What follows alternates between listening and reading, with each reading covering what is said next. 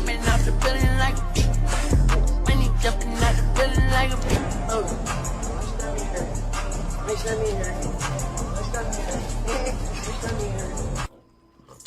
When I